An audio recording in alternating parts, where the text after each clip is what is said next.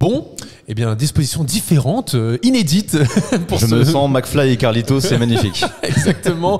On s'est dit pourquoi pas tenter ça justement quand on est tous les deux avec Théodore ou quand on est à deux même avec Mehdi. Dites tout dans les commentaires si vous aimez ou pas ces dispositions quand on est à deux ou si vous préférez le face à face. Très belle ouverture de parler des commentaires. Déjà, on a fait cette disposition parce qu'on avait vu un commentaire qui disait ouais, quand vous êtes deux, c'est peut-être pas ouf de mettre les deux caméras. Exactement. On vous a écouté et on vous écoute aussi pourquoi, parce qu'aujourd'hui on réagit à vos commentaires. On avait plein de sujets en tête et en fait on s'est dit tiens, et si on va essayer de tous les regrouper en voyant vos commentaires et on va donc réagir à ce qu'on considère, est-ce que c'est une dinguerie ou pas, ce que vous dites dans vos commentaires. Et en fin de talk, on fera bien sûr les pronostics de ce Paris Saint-Germain-Brest pour le barrage retour de la Ligue des Champions avec les amis de Winamax. Et on rappelle qu'on a la meilleure offre du marché avec le code CS10. Vous pouvez retrouver tout ça en fin de talk où on en parlera plus en détail. Premier commentaire, et ça c'est un sujet qui me tient à cœur quand même, j'avoue, depuis quelques semaines. On s'est fait massacrer dans les commentaires. Un avant-match où on plaçait Fabien Ruiz titulaire, et du coup, qu'est-ce qu'on a eu? Et justement, je lis un florilège, mais là, voilà, c'est un représentant. C'en est un qui représente bien la pensée globale. C'est Nasa Giral qui avait écrit « Mais les gars, on est où là? C'est quoi cette vieille hype autour de Fabien Ruiz? Faut arrêter, le mec est juste dégueulasse. À chaque match, il me fait hurler. Lent, joue quasiment uniquement en arrière, une qualité de passe plus que douteuse, pas d'effort défensif non plus. Le mec est vraiment rincé, même quand il marque ou qu'il fait une passe D, le reste de son match est vraiment 3 petits points, donc ça signifie pas dingue. Ouais. Moi, je trouve que c'est une dinguerie. Je trouve que c'est une dinguerie, honnêtement. Je trouve que, et je vais le dire, honnêtement, je vais pas jouer l'avocat de Fabien Ruiz parce que je m'en fous. C'est pas mon client, c'est pas mon père, c'est pas ma mère, mais. Sachant que Joe a pu avoir des mots très durs lors de sa première saison où vraiment c'était justifié. J'ai des souvenirs de débriefs qu'on se faisait au téléphone qui me disaient, mais vraiment, il dégage un truc de pourquoi pas moi, quoi, parce qu'il n'apportait rien sur le terrain. C'est vrai, et je trouve que là, ce n'est pas le cas. Je trouve que quand même, il y a une espèce de délit de sale gueule, presque un manque de respect, je trouve, autour de Fabien Ruiz, qui est un joueur quand même. Moi, je suis désolé, à un moment, moi, je vais le dire, on regarde tous le football, on est là, on est des amateurs de foot, bien sûr, mais il y a des gens qui sont plus compétents que moi, qui s'appellent des entraîneurs qui ont gagné des plus grands titres. Genre Carlo Ancelotti, genre Luis de la Fuente, genre Luis Enrique. D'accord? 3 entraîneurs. Ces 3 entraîneurs, ils le mettent comme des titulaires, ils l'ont mis comme des titulaires de leurs équipes. Ancelotti à Naples, du coup. Ancelotti à Naples, Luis de la Fuente avec l'Espagne, qui est championne d'Europe, et Fabien Ruiz est un des meilleurs joueurs de l'Euro. Et là, Luis Enrique, où Fabien Ruiz, sur 35 matchs disputés cette saison, Fabien Ruiz en a joué 34. Le seul match où il n'a pas joué, c'est contre le Havre, mais il revenait à peine de l'Euro. C'est tout. Sinon, il joue à tous les matchs, et c'est un des joueurs qui a le plus joué cette saison. C'est pas un hasard. Et il y a des infos aussi qui sont sorties ces derniers jours, en expliquant aussi qu'il était considéré comme un homme, un pion essentiel dans le jeu de Luis Enrique, qui permettait aussi d'équilibrer le jeu, et en même temps, que c'était un joueur très disponible. On le voit aussi sur le terrain. Donc moi, je veux bien, effectivement, que ce soit peut-être pas le joueur le plus esthétique, ce que vous voulez, mais c'est un joueur, je trouve, qui a un espèce de délit de sale gueule qui aujourd'hui m'est insupportable de plus en plus quand je lis à droite à gauche sur les réseaux sociaux ou même dans les commentaires. C'est peut-être parce que lui, il a un rôle qui est peut-être moins clair, moins évident que ceux de Vitinha, tu vois, qu'on place devant la défense, qui va être la première relance. Non, il est moins élégant peut-être. Le support technique. Tu vois. Ouais, mais encore que à l'Euro, je pense qu'il a mis tout le monde d'accord à ce niveau-là. Mais à Paris, il y a peut-être ce truc où il dégage un truc un peu moyen partout. Sauf que derrière, quand t'as un joueur qui est fiable, qui va te garder des ballons, qui va même progresser vers l'avant, parce que je trouve que c'est un petit peu dur ce qu'il avait dit sur le fait qu'il joue en arrière. Un joueur qui t'apporte un équilibre, c'est quand même important. Absolument. Et je pense que c'est pas un hasard si à chaque fois il est placé comme ça titulaire, même en Ligue des Champions. En Ligue des Champions contre City, il a été titulaire. Contre Brest, il a été titulaire. Tu vois, il y a ce truc où peut-être qu'il c'est moins un spécialiste que Joao Neves, Neves carrément. Je retourne mon Joao Neves. Ou Vitinha qui va être excellent à la relance devant la défense. Un Warren Zaïre-Emery qui a ce côté box to box. Fabien Ruiz, tu saurais pas dire là précisément quel est son attribut principal. En tout cas, justement, là, par rapport à ce que je peux lire, et je lis plein de choses aussi en mode oui, c'est un joueur qui joue tout le temps en arrière, il amène pas vers l'avant, etc. C'est simple. Allez voir, c'est Paris Stade Germain sur Twitter, excellent compte, qui fait donc un point sur les statistiques. Et justement, il faisait un focus sur Fabien Ruiz, et c'est le joueur, et là c'est les stats qui le prouvent, c'est pas moi qui invente, c'est le milieu de terrain qui amène le plus de tirs dans un match avec 3,8 actions par 90 minutes. Il est devant Neves, Vitinha et Zaïre-Emery. C'est aussi, là je vois dans les stats, le joueur, c'est le deuxième joueur qui fait avancer le plus le jeu du PSG, juste derrière Vitinha, mais devant un Joao Neves ou devant un Zaïre-Emery. Après, peut-être que niveau stats, ça ressort plus parce qu'il joue plus que ces joueurs-là. Mais c'est une moyenne. Ah, c'est en proba. Oui, c'est une moyenne. C'est une moyenne. Okay. C'est une moyenne tout ça. Et même le nombre d'interventions défensives des milieux du PSG, il est numéro 2 derrière Neves, celui qui fait le plus d'interventions défensives, au compte des interceptions, des dégagements et des tacles réussis. Il est numéro 2, donc derrière Neves, mais devant Zaïre-Emery ou devant Vitinha. Et c'est une moyenne tout ça. Donc moi, je suis désolé. Je veux bien effectivement qu'on soit là à dire il est nul, c'est un tocard, c'est un nulard, il a rien à faire là. On dit pas que c'est le crack. Moi, je dis pas que c'est le crack du chèque. Je dis même pas que c'est un milieu de terrain chapeau 1. Tu vois, je dis juste que c'est un milieu de terrain, c'est un bon milieu de terrain international qui est pour moi dans le chapeau 2 peut-être européen, tu vois, dans la fin de chapeau 2 européen, début de chapeau 3, peu importe, mais ce que j'ai envie de dire, c'est que c'est un joueur quand même qui apporte, et c'est un joueur où, je sais pas, je trouve que quand même on est là, on a l'impression on parlait de le pire des nullards, alors que bon, il a été titulaire partout, il est titulaire dans la meilleure nation du monde aujourd'hui, et il est titulaire, en tout cas, et parmi les titulaires d'une des meilleures équipes, en tout cas celle qui produit un des meilleurs jeux en Europe aujourd'hui. Il faut aussi un moment arrêter 2 secondes de regarder le football avec ses émotions et regarder aussi juste le football presque, qu'est-ce qu'il apporte, quoi. Il y a vraiment ce délit de sale gueule où tu lui mets un autre physique, tu sais, ça fait penser un peu à un Danilo Pereira. Tu lui mets un autre physique, tu vois, pas longéline comme il est, qui est en plus pas très bon de la tête. Peut-être qu'il ressort un petit peu plus. Non, et lui, t'as l'impression qu'il doit en faire beaucoup plus pour que vraiment il sorte du lot. Tu vois, il faut qu'il soit dans ces standards de l'Euro, où pour le coup, il est vraiment très bon. Il avait mis tout le monde d'accord pour que vraiment on le regarde. Parce que je pense que c'est un joueur qui dégage pas grand chose, mais ça veut pas dire que quand il fait un travail de l'ombre ou quand d'ailleurs il fait une passe clé magnifique contre Brest, etc., qu'il faut le banaliser. Il peut aussi perdre des balles, il peut être aussi maladroit, ça personne ne dit le contraire. C'est pour ça que s'il était toujours propre techniquement, ça serait pas Fabien Ruiz, ça serait Zidane. Tu vois ce que je veux dire?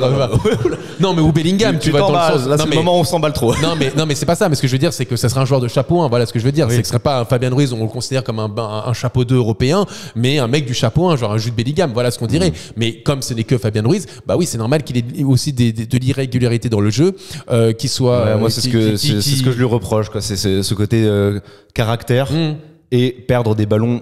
Même dans l'axe qui parfois sont préjudiciables, voilà. Mais derrière, voilà, c'est un joueur qui court beaucoup, qui est. C'est un des joueurs qui court le plus sur le terrain, qui donne beaucoup d'efforts. C'était déjà le cas en Serie A, ça faisait partie des joueurs qui tournaient toujours autour des 10 km par match parcouru. Et autre truc que je lui reproche un petit peu, même s'il le fait un peu plus, c'est de pas suffisamment prendre sa chance de loin. Ou alors quand il le fait, c'est pas sur ses standings justement de Serie A où il faisait partie des meilleurs en dehors de la surface. Et alors justement, tu sais bien que tu dis ça parce que il y a les stats aussi de Fabien Ruiz. Fabien Ruiz, c'est le joueur qui tire le plus parmi les milieux de terrain depuis le début de la saison, mais c'est celui qui a le moins de précision. Il a seulement 23% de ses tirs cadrés. C'est pour ça il le fait plus, mais ces mots-là sont un peu bancals. Tu veux dire.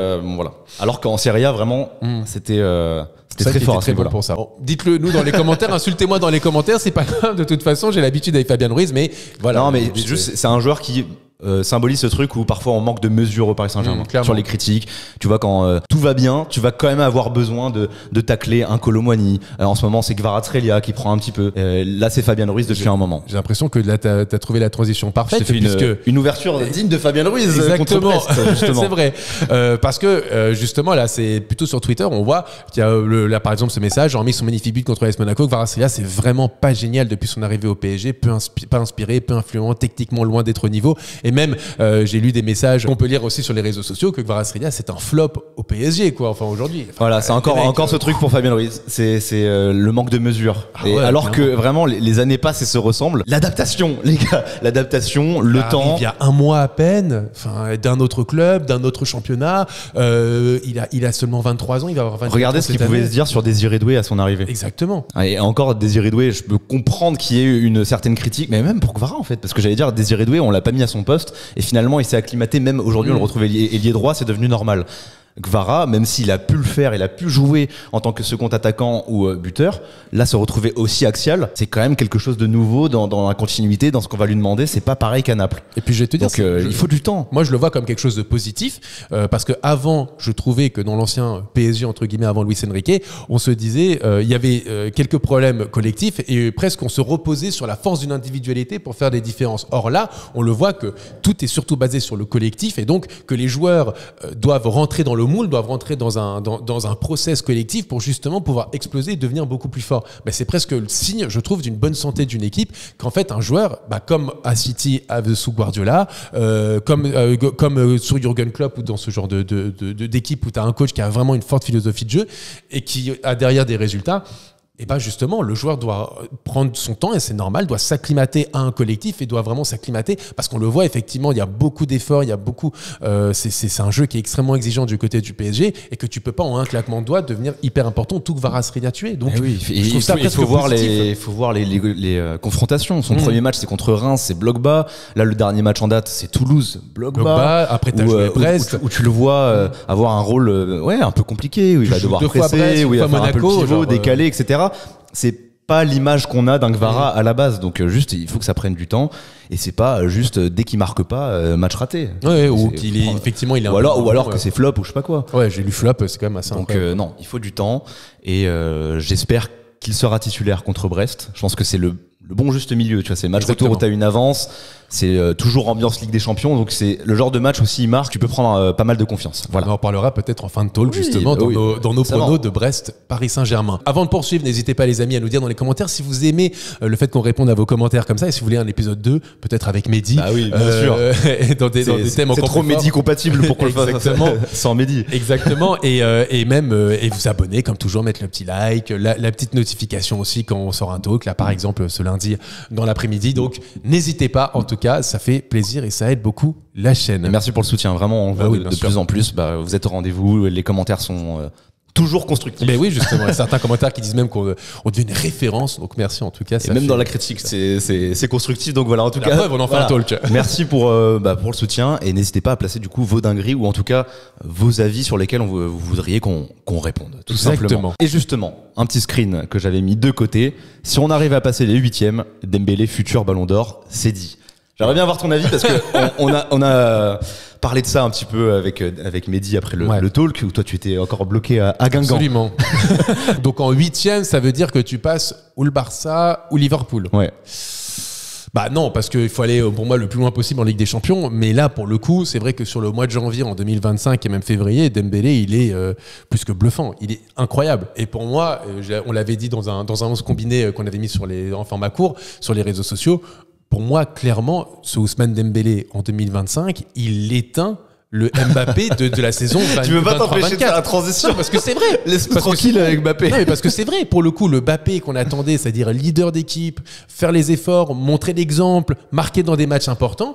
Je suis désolé, hormis contre la Real Sociedad, mais permets-moi de penser que c'est pas non plus le match du siècle pour un Kylian Mbappé.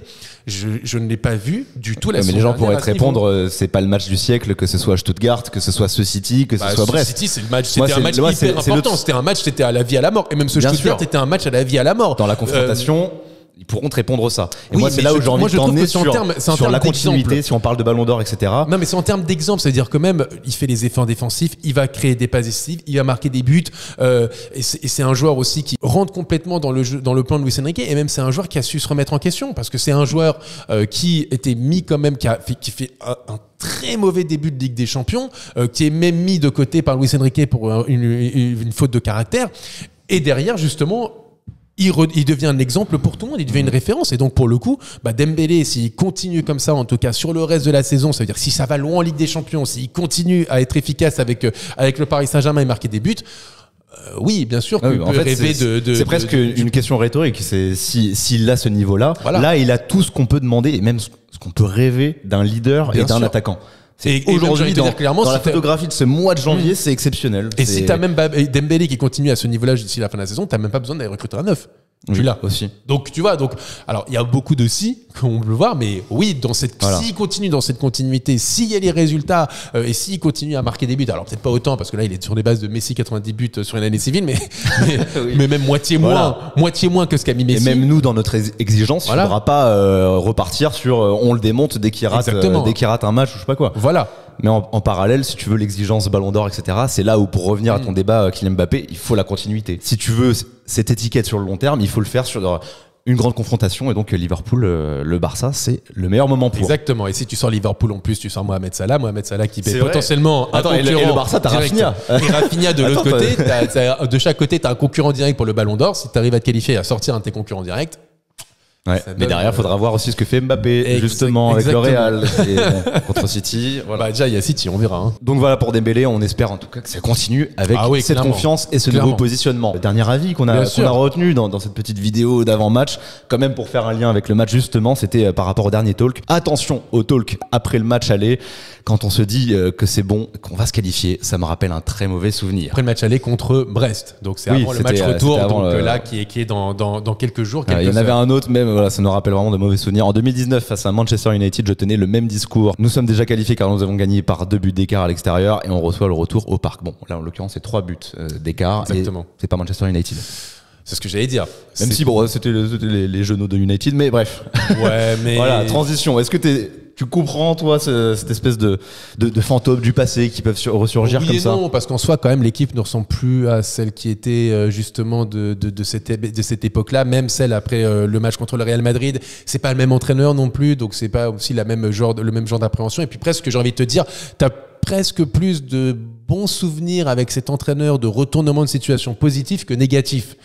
Tu vois oui, et pour nous très négatif vu que c'est lui l'investigateur de la remontada originelle. Exactement. Donc, mais tu vois, avec le PSG, c'est lui qui a retourné la situation contre le Barça, contre Dortmund la saison dernière, pour se qualifier. Dortmund pour se qualifier en phase de poule. Là encore, Manchester City et Stuttgart pour se qualifier aussi en barrage de la Ligue des Champions. Donc on a l'impression que justement avec Luis Enrique, que lorsque tu as été dos au mur, bon, tu as toujours quand même bien géré ce genre de situation. Et puis j'ai envie de te dire que c'est pas le même PSG, c'est pas le même contexte. Et j'aime bien le truc avec Luis Enrique, il n'y a pas de calcul. C'est déjà ce qu'on se disait avant Stuttgart. Là on y va, c'est clair qu'il va vouloir éteindre Brest encore. Tu sais, qu'il y ait du turnover ou pas, il va vouloir gagner. Il y a aussi un autre truc, c'est que déjà c'est pas le même score, il y avait 2-0 et puis il y avait aussi la règle du but à l'extérieur. Avec 3-1 par exemple là, le Manchester United PSG, 3-1, t'es en prolongation, t'es pas éliminé. Donc ça change aussi pas mal de choses. Donc disons qu'il y a beaucoup. Et puis Brest, bon, on voit que ils se concentrent surtout là sur la Coupe de France. Ils sont en quart de finale. Ils ont une possibilité d'aller loin parce que le tableau est assez ouvert. Et en championnat, ils veulent aussi accrocher une place européenne. Honnêtement, gagner 3-0. Moi, je pense que même Brest va mettre son équipe B. Hein. Honnêtement, pour aller au Parc des Princes, je vois pas mettre. Je pense pas. Je pense qu'ils se disent que dans l'idée, ça doit être fini pour la Ligue des Champions, mais ils vont finir cet arc. Oui, mais je pense qu'ils vont. La meilleure honnêtement, ils vont préserver des je pense qu'ils ont vu que quand même ils vont être galvanisés même s'ils sont émoussés là pour ce match. Non, moi je les vois quand même essayer de tenter leur chance. Ils ont touché beaucoup de poteaux au match aller. Ils vont essayer de jouer ce truc ils veulent nous faire douter. Mais derrière, moi je pense qu'on a cette mentale, on a le côté tueur et impitoyable dont on a parlé dans le débrief avec Mehdi, qui fera qu'on ne craquera pas quoi qu'il, même s'il marque. Et ça nous amène directement bonne transition vers les pronostics. Bien évidemment, nos pronostics qui sont sponsorisés par les amis de Winamax. On rappelle qu'on a un code, le code, c'est le meilleur du marché, tout simplement. C'est la meilleure offre du marché. Voilà. C'est CS10. Ça vous permet d'avoir 10 € de plus sur votre premier dépôt qui est déjà doublé. Je m'explique, vous jouez 20 €, par exemple, vous lâchez votre petit billet de 20 €, et celui-ci, en tant que premier dépôt, se transforme en 40 € et avec le code CS10, ça se transforme en 50 €. Voilà, plus 10, ça se transforme en 50 €. Donc, c'est la meilleure offre du marché et puis ça nous aide en plus avec les affiliations. Et donc, on remercie les amis de Winamax, mais vous connaissez les 2 disclaimers. Et on va prendre la voix de Squeezie si t'as moins de 18 ans. C'est ciao. Tu n'as pas toujours demandé pourquoi tu faisais Squeezie à chaque disclaimer. Je sais pas, c'est une ciao directement. C'est ciao, voilà, t'as moins de 18 ans, c'est ciao, t'es hors la loi. Et puis, le deuxième, ne jouez pas de l'argent que vous pouvez pas vous permettre de perdre. C'est important aussi. On voit la Ligue des Champions, c'est aléatoire et ça peut amener un peu de piment, de piquant, on va dire, si vous jouez avec vos potes, voilà, pour ce genre de rencontre. Ceci étant dit, les cotes de ce PSG Brest. Bon, Paris, on va pas se mentir, est largement favori puisqu'ils sont à 1,18, le match nul est à 8 et la victoire de Brest est à 12,50. Théodore. Ah oui, carrément. Oui.